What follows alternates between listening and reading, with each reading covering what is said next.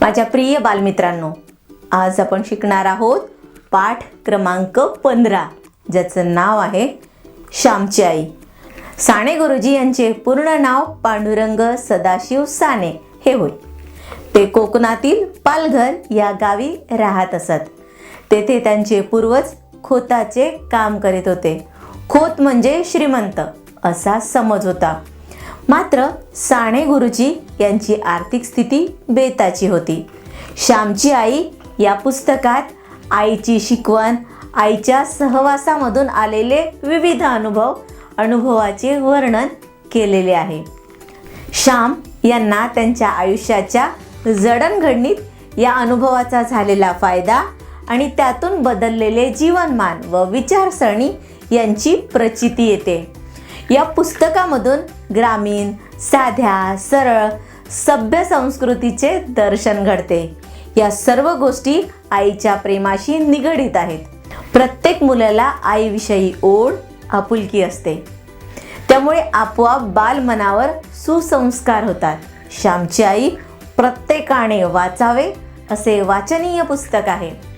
त्या पुस्तकाचे जपानी, इंग्रजी, हिंदी, गुजराती अशा विविध भाषांमध्ये भाषांतरे झालेली आहेत. आई यशोदा यांच्यावर साने गुरुजींचे प्रचंड प्रेम होते. या पुस्तकामध्ये आईने आपल्या मुलाला गाई गुरांवर, फुलपाखरांवर, झाडांवर प्रेम करायला शिकवले. मुक्या कळ्या तोडू नये, आजाऱ्याची शुश्रूषा करावी, रडणाऱ्यांचे अश्रू पुसावे, प्रेम घेण्यापेक्षा प्रेम देण्यात परमानंद असल्याची शिकवण दिली. हे सांगताना सहजच आलेले अनुभव गोष्टी रूपात आपल्या समोर येतात. आई सावित्रीचे व्रत करायची. आता ती आजारी होती. तिच्याकडून 4 पावले चालवत नव्हते. त्यामुळे तिने श्याम यांना वडाच्या झाडाला 108 प्रदक्षिणा घालण्यास सांगितले.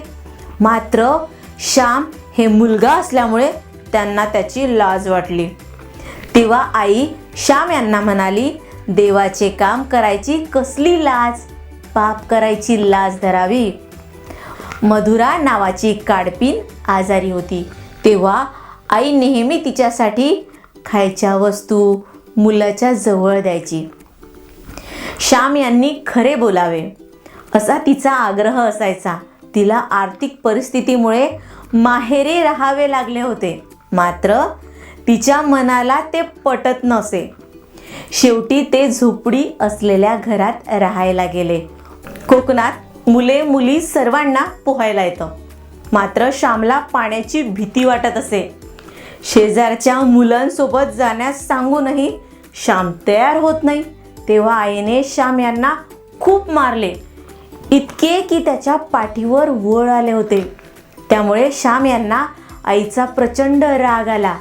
तेव्हा आई म्हणाली, तुला कोणी भित्रा म्हणू नये, हिनवू नये म्हणून मारले होते.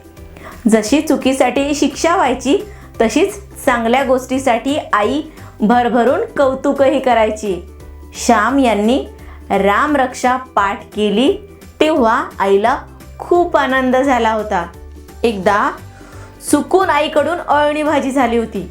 बाबांनी एका शब्दाने काही म्हटले नाही. त्यामुळे कुणीच काही म्हणाले नाही. आई स्वतः जेवताना तिच्या लक्षात आले तेव्हा तिला फार वाईट वाटले. पण बाबांनी शिकवले की आई स्वयंपाकासाठी किती मेहनत करते. त्यामुळे पानातील प्रत्येक गोष्ट गोड म्हणून खावी. आई नेहमी भावंडांवर प्रेम करायची शिकवण द्यायची. शिवाय मनाने मोठे होण्याबाबत सांगायची. बालमनाला बोधामृत देणारे हे पुस्तक अतिशय छोट्या छोट्या कथा व प्रसंगांच्या माध्यमाने बालमनावर संस्काराची पेरणी करतात. आयुष्यभर पुरणाऱ्या या संस्काराच्या शिदोरीची गरज प्रत्येक पाल्याला आहे. सद्यस्थितीत अशा प्रेरणादायी उत्तम संस्कार करणाऱ्या पुस्तकाची गरज आहे आणि त्यामुळे प्रत्येक विद्यार्थ्याने वाचावे असे हे पुस्तक आहे.